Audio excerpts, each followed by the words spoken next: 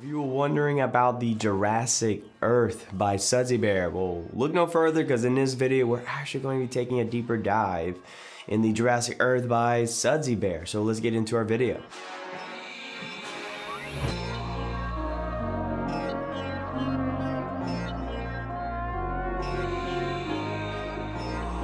Hey, what's up guys? How are we doing today? It's so good to see everybody here on a magnificent Tuesday. I hope you're doing okay and hope the family's all right. As always, this is Natural Soap Man, and thank you so much for taking some of your time here. Now, I'm not gonna lie to you, this entire video, a little inspiration. I just recently watched Prehistoric Planet off of Apple Plus. I'm 29 years old, I'm still a big nerd at heart. I still love dinosaurs and things like that. Never really grew up, right? But yeah, that's why we're here. And any excuse I can use to come back to Sudsy, I will absolutely do that. Love me some Sudsy. So here we are, my friends. But let's start the video off. We know how we do here. We're gonna start off with what the soap looks like. We're gonna look at the packaging. We're gonna look at the soap itself. Now let's start off with the packaging. Sudsy all has this, what we would consider more simplistic, minimalist approach to their packaging. I absolutely love it. This is basically what we consider a belly band, which is basically a sheet of paper that acts as a sleeve that wraps around the soap itself. Now my favorite part of the packaging is I absolutely love the little detail in the back saying not tested on dinosaurs, which I think is quite a bummer. I mean, have you seen a dinosaur lately?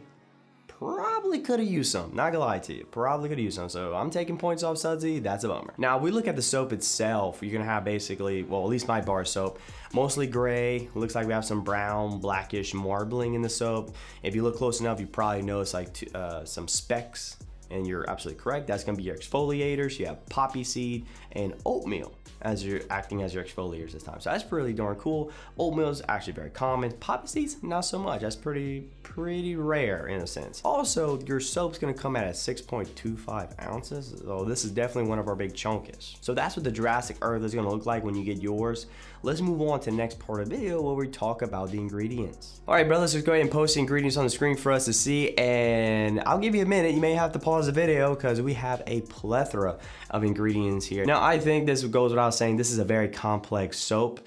You got a lot of different essential oils. You got a lot of different fatty oils. That's gonna be great, wonderful for the skin. You also probably notice you got volcanic ash and activated charcoal.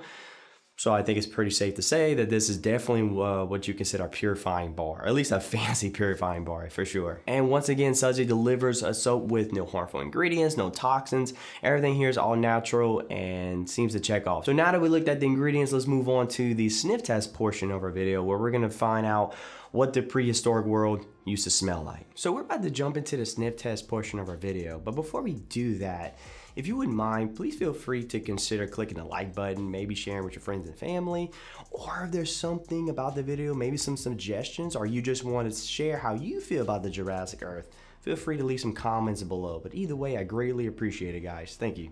Okay, so the whole idea behind the Jurassic Earth is that it's supposed to be a representation of what the Earth would smell like in prehistoric times, right? Which is a super cool idea. And one, that's why it got me so intrigued, right? Here's the deal though. We got a lot of different things going on here, but I think we could sort of navigate through it if I can, for the purpose of this video, sum it down to this. Basically, you're getting a campfire, outdoorsy, smoky smelling soap from the charred pine and the pine tar. Both scents are really known for having a woodsy, smoky smell, right?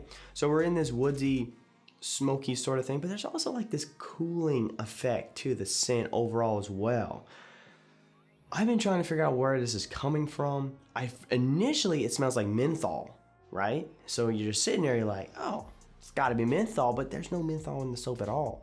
So I don't know where it's coming from, but all these scents are coming together, and it's really cool. It's definitely different. It's totally unique. I don't think I've ever smelled a soap quite like this. And that's super fascinating and it's super cool, and it should be like that, right?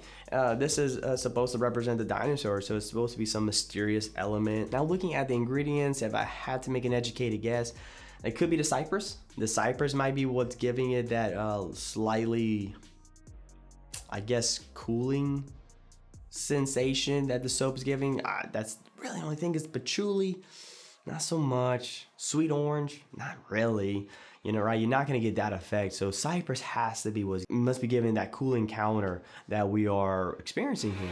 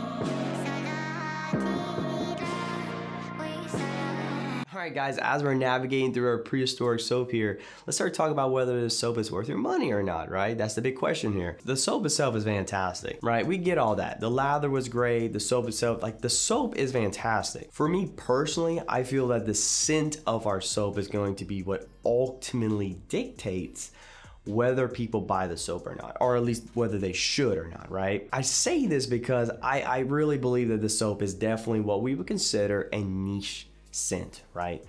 That campfire, smoky with that cooliness to it. It's just the nature of the soap. I'm not saying it smells bad or good. What I'm saying is though, you have to know whether or not you like those type of smells. It really is that simple. The scent is very complex. It's definitely different. There are some alluring things about it, but I could easily see how many people would be like, that just doesn't smell good to me. Definitely can see that. That always typically tends to be the reaction when you're talking about soaps like that. Now, me personally, I like scents like this. I really get down with, like, for me personally, this would be a soap I would take hiking or going outside, and right, because it just has this outdoorsy, woodsy thing to it that just lends itself wonderfully, right? No pun intended, but quite naturally going outside and exploring the world, right? So really the recommendation is pretty straightforward here, man. If you like scents under those profiles where it's outdoorsy, it's woodsy, it's smoky, right? And you have some, it's just very complex and like that, all that really sort of speaks to you, right? You like niche soaps in that sense. Yeah, I think this is a pretty easy recommendation.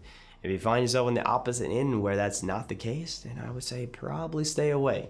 Save your money. You know, Sudsy has plenty of other really fantastic soaps. So go check out those. Hey, but check it out, man. If you're looking for some other soaps by Sudsy Bear, man, I highly recommend checking out the Old Forest Pine Tar, the Swamp Dwellers, fantastic. The Old St. Nick's really good as well. And oh, that new Hunt Camp is basically a bourbon sandalwood soap. Oh, dude, fire. I'll make sure to leave links down below so you can check them out, guys.